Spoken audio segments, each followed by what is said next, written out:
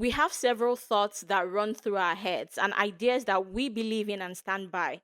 Yet, even when we are given the opportunity to present our ideas, we never voice out what we believe in. You cling to an idea in private, say GMO seeds are the future, are the solution to Nigeria's food crisis. Yet, you bury your idea with silence when you are in public.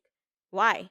Because you know it's glass, and the minute you voice it, it shatters. It has no substance. So, why do you hold on to something, to an idea that you know cannot stand the test of conversations, opposition, and debates? Why are you molding yourself into a metal can that makes the loudest noise? You had ideas once upon a time filled with potential, but they faded into obscurity as quickly as they came because you never gave them a voice and a room to breathe. Say what you think, offer up your perspective, and see what happens in a conversation with reasonable people, I must add. And look at them, after you said what you think, look at them nod, look at them scoff. Let them contradict you, and that's the test of your idea to see if it can hold itself up. Why should we want to have a mind that questions, that seek answers to questions, and aspires to bloom ideas that stand the test of time?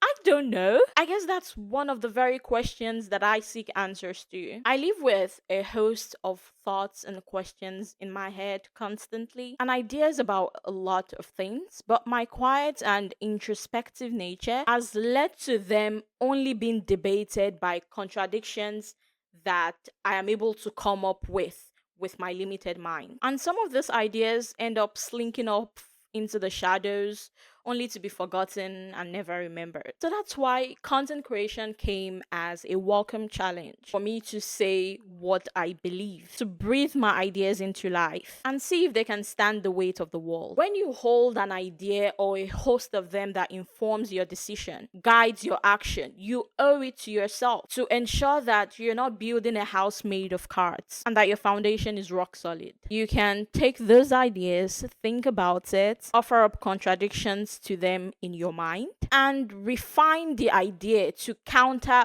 those contradictions you've come up with. However, at the end of the day, your contradictions are only as good as your idea because those contradictions and those ideas are coming from you, the same person with the same knowledge, with the same experiences. So the ultimate test of your idea is to release it from the vacuum that is your mind and let it out. Let it be confronted by people with a different point of view, with a different background, with a different upbringing, with a different experience. Every thought, every idea is like a piece of metal. And it is through conversations and disagreements that it proves its true worth. At the end of the many disagreements, debates, it either becomes a sword forged from the fire of discourse, or it becomes a scrap of metal decimated under the pressure of debate. Putting out your thoughts and ideas, especially through a public medium like this, can be quite hard. It can be quite daunting. But